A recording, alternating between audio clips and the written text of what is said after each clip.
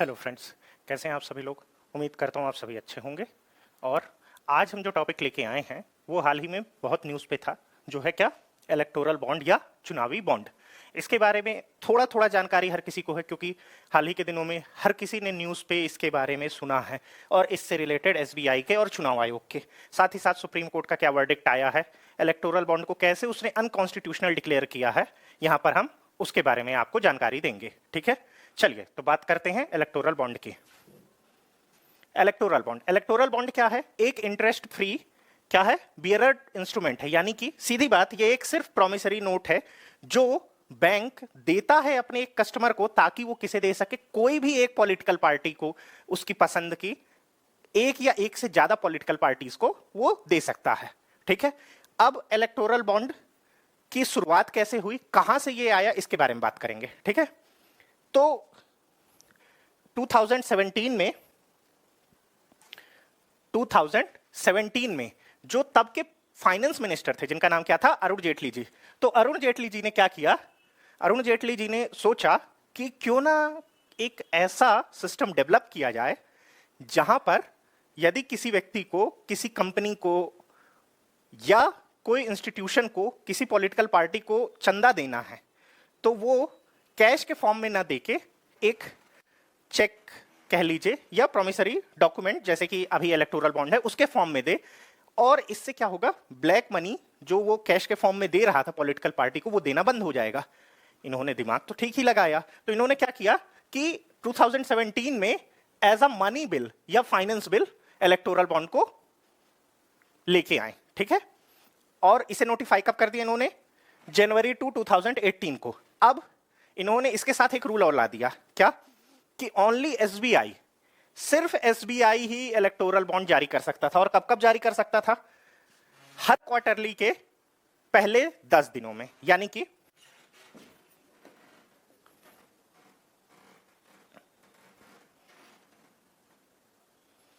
एक जैन से 10 जनवरी तक। ठीक है, फिर 1 अप्रैल से 10 अप्रैल तक। ठीक, फिर 1 जुलाई से 10 जुलाई तक। फिर 1 अक्टूबर से 10 अक्टूबर तक।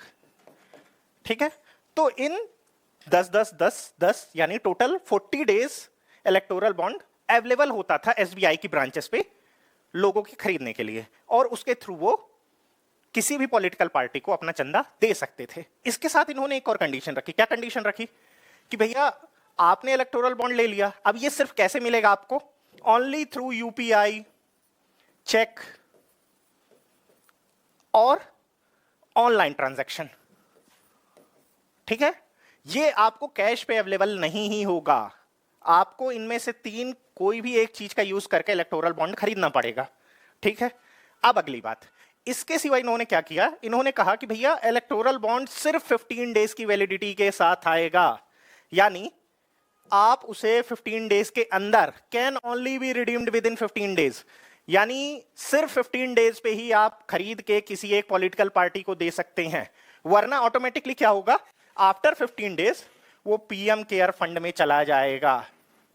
ठीक है, पीएम केयर फंड हर कोई जानता है, कोरोना के समय काफी न्यूज पे भी था, हर किसी ने, आपने, हमने, हर किसी व्यक्ति ने अपनी तरफ से थोड़ा थोड़ा पीएम केयर फंड पे चंदा दिया जो अपने हिसाब से दे सकते थे। ठीक है, तो ये रिडीम यदि नहीं होता 15 डेज के अंदर कोई भी पॉलिटिकल पार्टी के द्वारा, तो ये ऑटोमेटिकली पीएम केयर फंड पे चला जाएगा। ठीक है, अब आगे की बात करते हैं। अब ये इशू किस तरह हो रहा था, in the multiples of 1000, 10,000, 1 lakh, 10 lakh and 1 crore.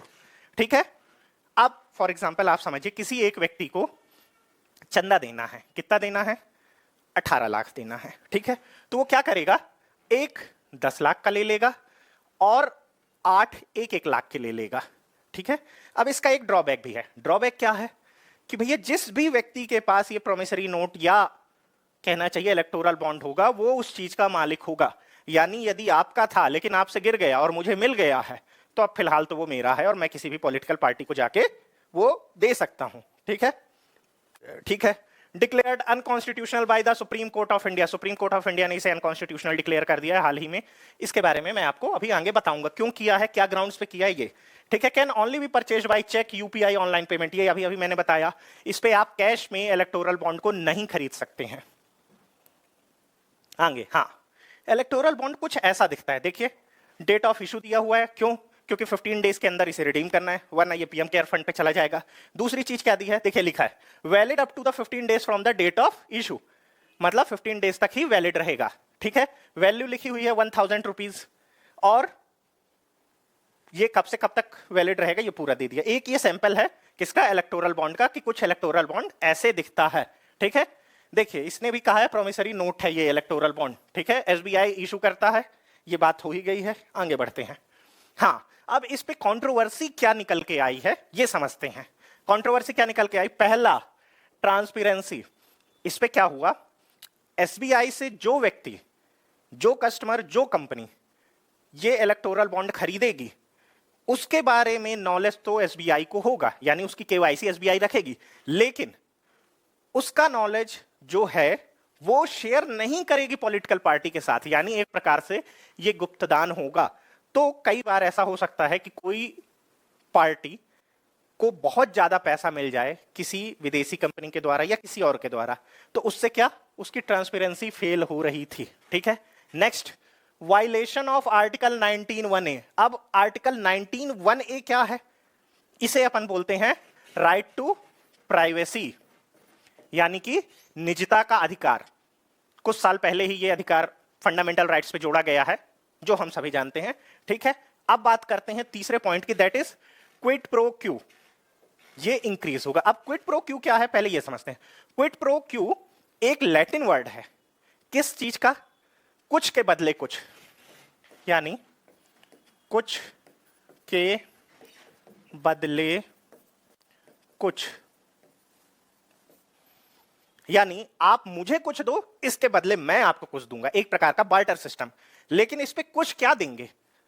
कोई भी कंपनी, कोई भी व्यक्ति पॉलिटिकल पार्टी को क्या देगी? Electoral bonds. और इसके बदले में पॉलिटिकल पार्टी उस व्यक्ति को क्या देगी? शायद कोई बड़ा प्रोजेक्ट, या जब वो दिक्कत पे होगी तो उसकी सहायता करेगी। तो ये बातें निकल के आई। ठीक है।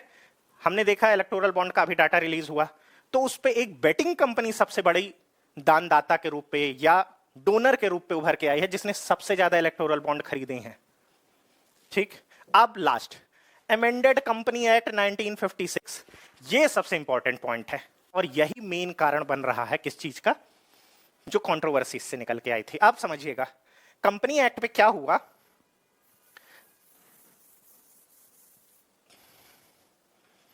कंपनी एक्ट पे जब इलेक्टोरल बॉन्ड नहीं आया था, यानी 2017 के पहले क्या रूल था वो समझिएगा। 2017 के पहले कोई भी कंपनी अपने प्रॉफिट का 7%, प्रॉफिट का 7% किसे दे सकती थी? अपने प्रॉफिट का 7% वो दे सकती थी किसे?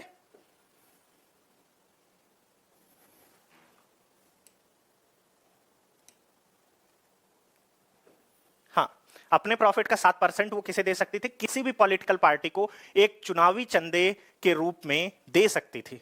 लेकिन 2017 में इसे अमेंड किया गया और क्या किया गया कि भैया कोई भी पॉलिटिकल पार्टी को कोई भी कंपनी कितना भी पैसा दे सकती है, यानी ये 7% जो था इसे खत्म कर दिया गया 7% के बार को, और कोई भी 10%, 20% या उससे ज्यादा भी दे सकती है, ऐसा बोल दिया गया। ठीक है। दूसरा जो इस पे और एक दिक्कत आई, क्या? अभी तक ये जो 7% था वो किसका था? आपके प्रॉफिट का। प्रॉफिट कब होगा? जब आपकी कंपनी फायदे में होगी, प्रॉफिटेबल कंपनी होगी तो आपको प्रॉफिट होगा, और उसका 7% तक आप एक पॉलिटिकल पार्टी को दे सकते थे।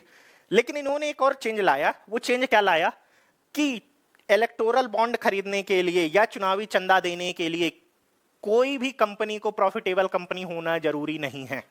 यानी यदि वो लॉस मेकिंग कंपनी है तो भी वो इलेक्टोरल बॉन्ड खरीद सकती है।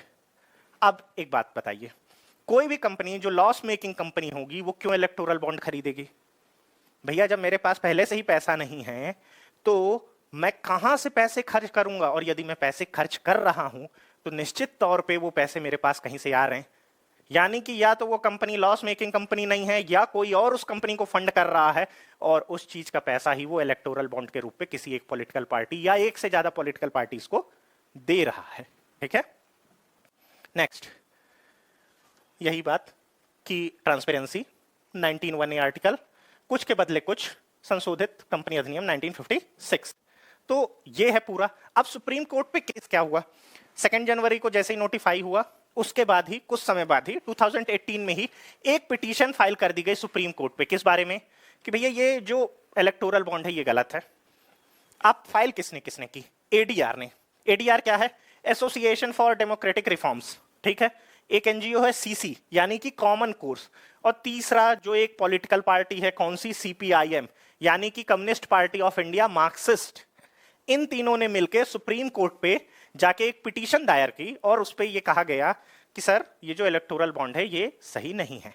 सुप्रीम कोर्ट ने कई सुनवाइयों में इस चीज को समझा और डाटा इकट्ठा किए, एसबीआई से डाटा मांगे और at the end electoral bond को अनकॉन्स्टिट्यूशनल डिक्लेयर कर दिया।